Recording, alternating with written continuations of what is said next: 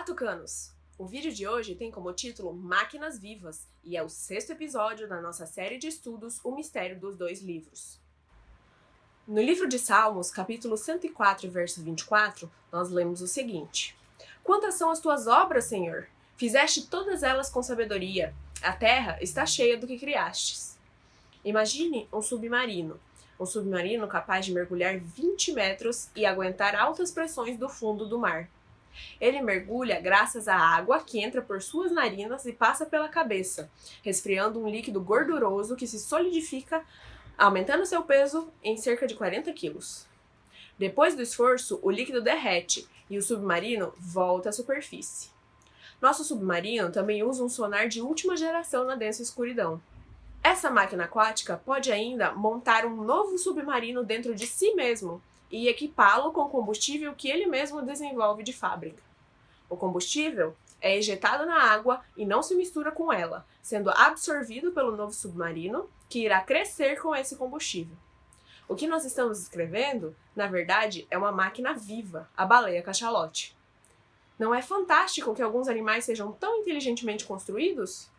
A baleia azul, de 30 metros, é o maior animal da atualidade, capaz de emitir sons a 80 km de distância.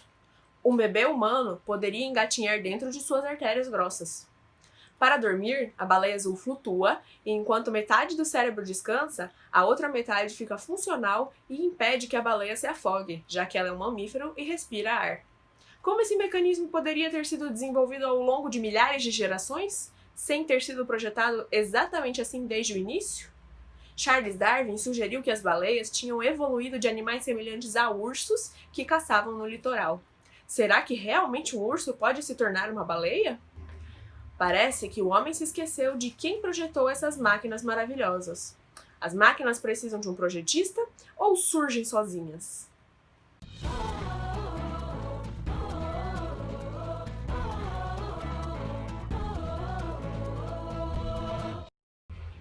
Em Romanos 1, versos 20 a 23, lemos: Pois desde a criação do mundo, os atributos invisíveis de Deus, seu eterno poder e sua natureza divina, têm sido vistos claramente, sendo compreendidos por meio das coisas criadas, de forma que tais homens são indesculpáveis, porque, tendo conhecido a Deus, não o glorificaram como Deus, nem lhe renderam graças, mas os seus pensamentos tornaram-se fúteis e os seus corações insensatos se obscureceram.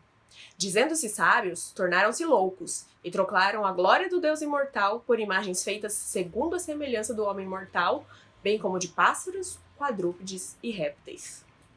Essa passagem que acabamos de ler fala diretamente sobre a loucura que é não dar os créditos da criação do mundo e suas maravilhas ao grande Criador de tudo, Deus.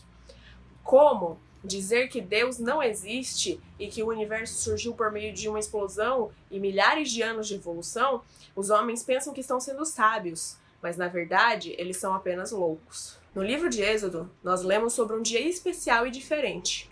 Vejamos o capítulo 20, versos 8 e 11.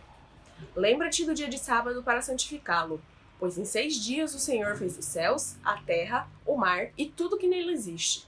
Mas no 7º dia descansou. Portanto, o Senhor abençoou o 7º dia e o santificou. O sábado ocupa um lugar especial em nossa adoração a Deus. Sendo o memorial da criação, ele revela as razões pelas quais Deus deve ser adorado, que são: ele é o Criador e nós suas criaturas. O sábado não foi introduzido ao homem apenas nos 10 mandamentos, quer ver? Vamos lá para Gênesis capítulo 2, versos 1 a 3? Assim foram concluídos os céus e a terra e tudo que neles há. No 7º dia, Deus já havia concluído a sua obra que realizara, e nesse dia descansou. Abençoou Deus o 7º dia e o santificou, porque nele descansou de toda a obra que realizara na criação. O sábado foi criado, então, no fim da semana da criação de todo o mundo. Após Deus criar todas as coisas, inclusive o ser humano, ele abençoou e santificou o 7º dia da semana.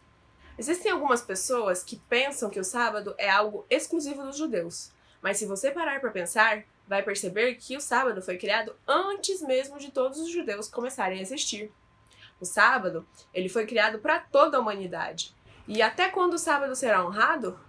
No livro de Isaías, capítulo 66 e versos 22 e 23, nós lemos o seguinte: Assim como os novos céus e a nova terra que vou criar serão duradouros diante de mim, declara o Senhor, assim serão duradouros os descendentes de vocês e o seu nome.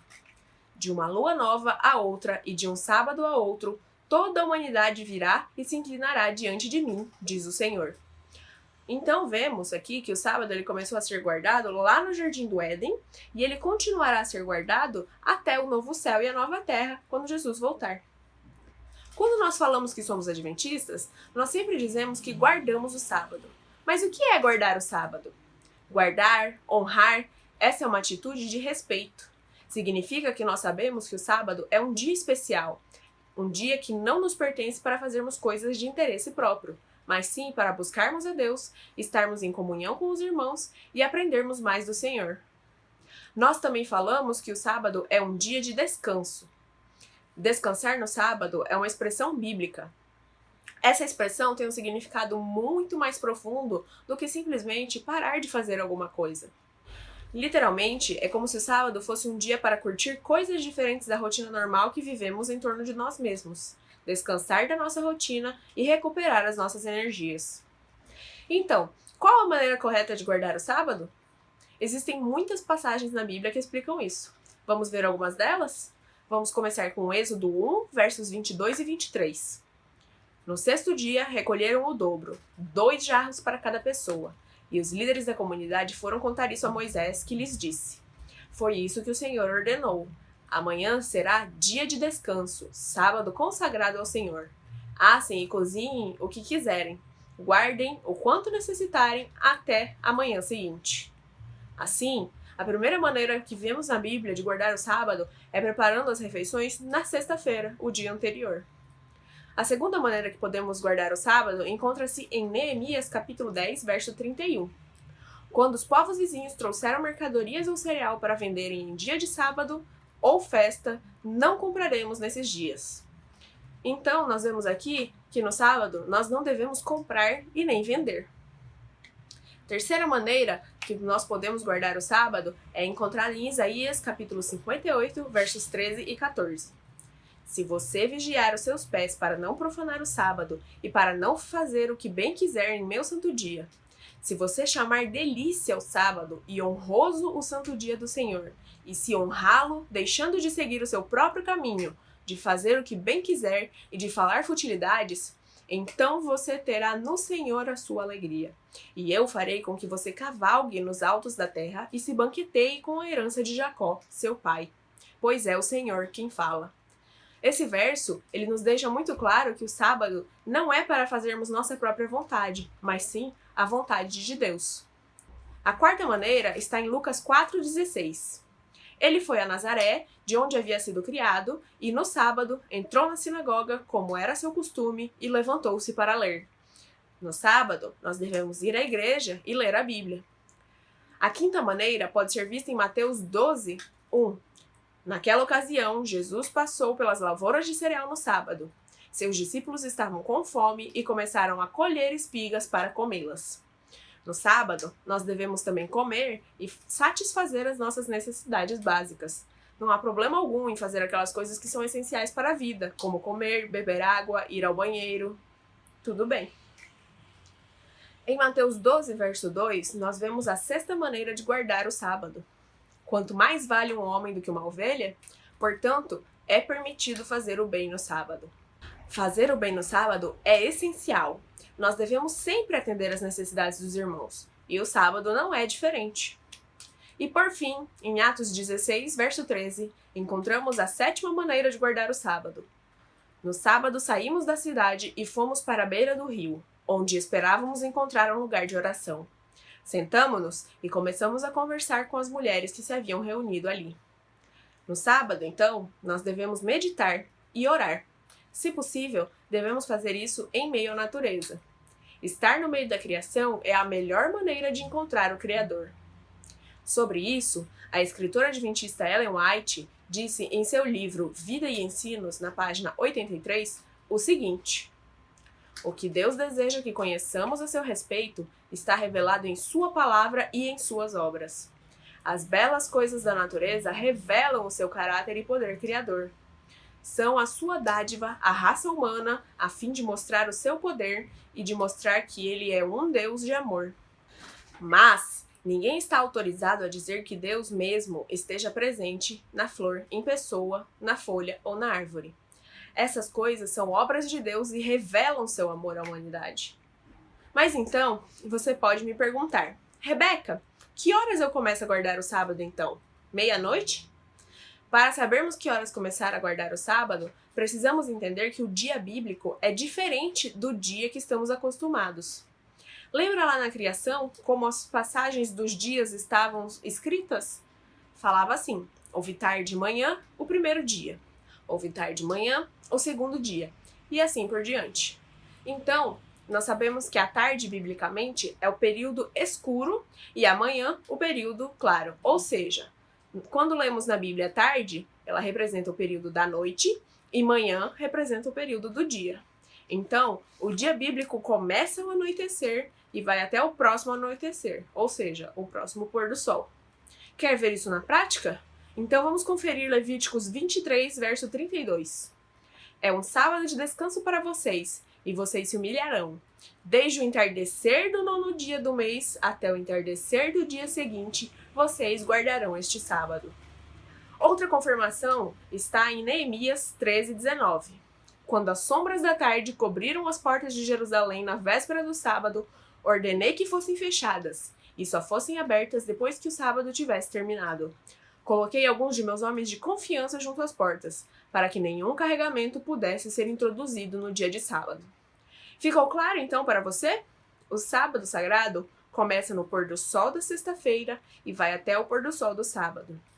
Dependendo da região do mundo em que nós estamos, esse horário varia, porque em lugares mais próximos do Polo Sul e do Polo Norte, nós temos dias maiores no verão e mais curtos no inverno. Mas o sábado permanece sempre de um pôr do sol a outro, não importa onde no mundo nós estejamos. Para nos lembrar do dia de sábado e o conservarmos santo, nós precisamos pensar nele durante todos os dias da semana, fazendo os preparativos necessários para que possamos observá-lo de maneira que agrade a Deus. Então, se você quer se comprometer a ter o sábado como dia do Senhor, repita agora comigo. Quero, a partir dessa semana, guardar o sábado como o 4º mandamento da lei de Deus, separando este dia, diferente dos demais, em honra à vontade do meu Criador. O sábado é um dia de esperança, de lembrança, de descanso pleno do labor. É dia de esperança, de aliança entre o povo e o seu Senhor. É dia de alegria, de harmonia, é dia de canção e poesia, tempo abençoado, santo dia do Senhor. Pera, ainda não acabou. Eu tenho um desafio para você. Você sabe me dizer como que o sábado deixou de ser o dia de guarda para a maioria das igrejas, sendo substituído pelo domingo? Deixa aí nos comentários o que você pensa a respeito disso. E não se esqueça, assista os outros vídeos do canal, se inscreva, deixe seu curtido aqui nesse vídeo e continue acompanhando a nossa classe bíblica. Boa semana!